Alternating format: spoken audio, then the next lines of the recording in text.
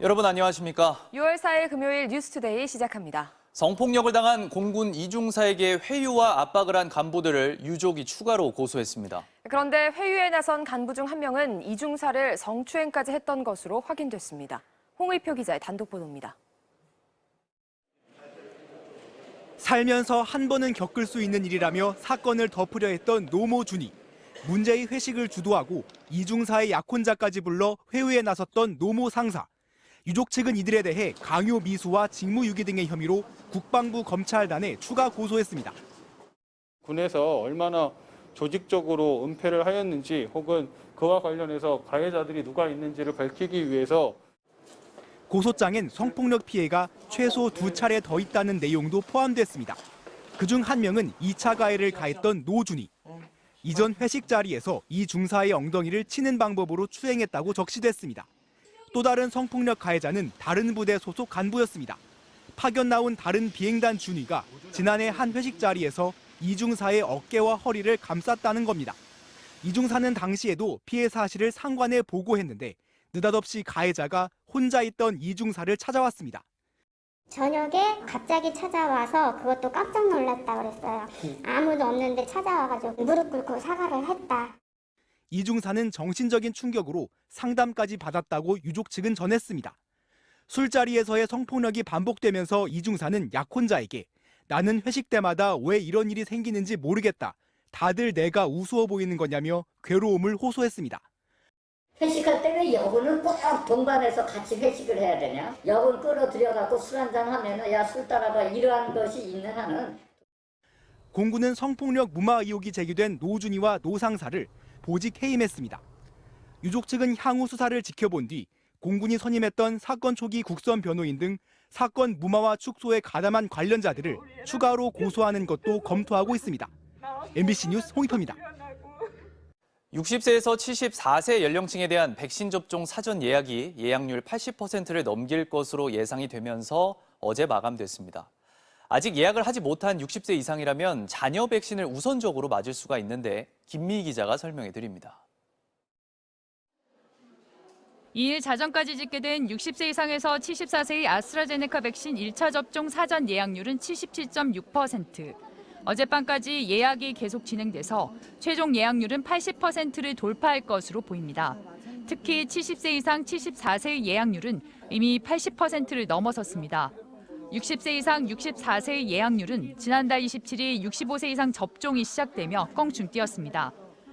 모두가 해야 되는 일이니까 어떤 백신이든지 다 검사하고 나온 거니까 그냥 믿고 맞았으면 좋겠다는 생각. 잔여 백신 당일 예약이 시작되는 등 접종에 대한 관심이 높아지면서 예약률도 상승한 것으로 분석됩니다. 처음엔 좀 망설였는데 빨리 맞으려고요. 그냥 맞기로 결정했어요. 아직은 젊으니까. 정부는 오늘부터 위탁 의료기관의 잔여 백신 예비 명단에 60세 이상만 등록할 수 있도록 지침을 바꿨습니다. 다만 오는 9일까지는 기존 예비 명단에 있던 60세 미만도 접종을 받을 수 있습니다. 60세 이상의 어르신들이 현재 접종 기간에 있기 때문에 60세 미만보다는 60세 이상 어르신을 우선해서 접종해달라는. 백신 접종자는 674만여 명으로 인구의 13.1%가 접종을 마친 것으로 집계됐습니다. 백신 접종이 순조롭게 진행되는 가운데 정부는 아스트라제네카 백신으로 1차 접종을 하고 화이자 백신으로 2차 접종을 하는 교차 접종 임상 시험도 진행하고 있다고 밝혔습니다. MBC 뉴스 김미희입니다. 미국이 한국에 제공하기로 한 코로나 백신이 우리 시간으로 토요일 새벽 도착합니다. 바이든 행정부는 백신 공급 계획을 발표했는데 한국에 대한 지원은 특별한 사례라고 설명했습니다. 워싱턴 박성호 특파원이 보도합니다. 미국 정부가 한국으로 지원하는 코로나 백신이 미국 시간으로 오늘 저녁, 한국 시간으로는 오늘 오전 중에 출발합니다. 백신을 싣고 갈 한국군 수송기가 이미 미국 현지에 와 있습니다. 한국 시간으로 토요일 새벽 1시쯤 도착할 것으로 알려졌습니다. 백악관은 오늘 코로나 브리핑에서 바이든 대통령이 약속한 얀센 백신 100만 회분이 캘리포니아로 2,000마일 이동해 한국으로 곧 떠난다고 밝혔습니다. These 1 million doses are being loaded into a plane that will take off for the Republic of Korea this evening, carrying hope and bringing life-saving protection to the 1 million South Koreans. 백악관은 백신을 지원받는 한국의 상황은 특별하다고 따로 설명했습니다. 코로나가 급증하는 나라들이 우선 지원 대상이지만 약간의 유연성을 발휘해 한국처럼 미군이 주둔해 함께하는 나라에 지원한다고 했습니다. The animating purpose behind that is actually about the protection of American forces and the forces who serve alongside American forces, the Korean troops who are standing shoulder to shoulder with us in that country.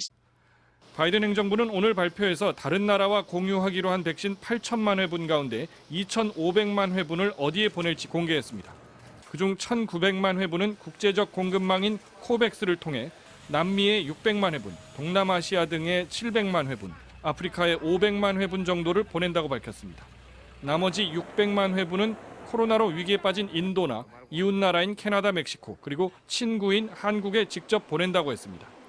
백악관은 오늘 보내는 한국행 백신이 앞으로 몇 주간 전 세계로 갈 물량의 시작이라고 설명했습니다. 워싱턴에서 MBC 뉴스 박성호입니다. 박범계 법무부 장관이 검찰 고위급 인사 방안 등을 논의하기 위해 김호수 신임 검찰총장과 만나 저녁 늦게까지 마라톤 협의를 벌였습니다. 법무부가 추진 중인 검찰 조직 개편안에 대해선 김 총장이 공개적인 반대 입장을 밝혔습니다. 양소연 기자가 보도합니다. 박범계 법무부 장관이 어제 김호수 검찰총장을 만나 검사장급 인사와 검찰 조직 개편안에 대해 논의했습니다. 긴장감 속에 시작된 회동은 2시간을 넘겨 마무리됐지만 김호수 총장은 검찰 인사에 대해 시간이 더 필요하다며 논의가 마무리되지 않았음을 내비쳤습니다. 의견 충돌은 없었나요? 의견 충돌 그걸 얘기할 계제는 아닌 것 같습니다. 2시간 동안 나름대로 열심히 의견을 드리고 설명도 했지만 저로서는 시간이 더 많이 필요한 것 같습니다. 별다른 소득 없이 회동을 끝내는 듯 싶었던 박 장관과 김 총장은 예정에 없던 만찬 회동을 이어가며 저녁 9시까지 마라톤 협의를 벌였습니다. 양측이 추가 협의까지 벌이며 이견 좁히기에 나선 만큼 예정대로 검찰 인사가 신속히 이뤄질 수 있을 거란 전망도 나옵니다. 다만 김 총장은 회동에서 검찰의 직접 수사 기능을 축소하는 검찰 조직 개편안에 대해 반대 입장을 전했다고 공개적으로 밝혔습니다. 최근 대검이 수렴했다는 일선 검사들의 대체적인 반대 의견을 반영한 겁니다. 국민 생활과 직결된 그 부분에 대해서는 6대 범죄에 대해서는 직접 수사를 할 수 있는 부분을 열어줘야 되지 않느냐 하는 의견을 말씀드렸습니다. 검찰총장이 공개 반대 입장을 밝히면서 검찰개혁에 마무리 투수를 자처해온 박 장관의 검찰 조직 개편 추진 과정에서 또다시 진통이 불가피해 보입니다. MBC 뉴스 양소연입니다. 고 이건희 삼성그룹 회장이 기증한 미술품을 보관할 이른바 이건희 미술관 유치를 놓고 전국 지자체 간 경쟁이 가열되고 있습니다. 유치만 하면 단숨에 예술도시로 발돋움할 수 있다는 생각인데 벌써 20곳 가까운 도시가 경쟁에 뛰어들었습니다. 윤지훈 기자가 보도합니다. 진경 산수화의 최고봉으로 꼽히는 겸재정선의 인왕 재색도, 천재화가 이중섭의 대표작 황소와 인상주의 미술의 거장 모네의 수련까지 모두 삼성 일가가 기증한 이른바 이건희 컬렉션입니다. 예술적 가치는 물론 규모도 2만 3천여 점으로 방대해 별도 미술관 건립이 추진되고 있는데 관건은 이게 어디냐는 겁니다. 유치 전에 뛰어든 지자체가 줄잡아 20곳, 호암미술관과 에버랜드 등이 있는 용인시는 시민들까지 나서 민관이 힘을 보탰습니다.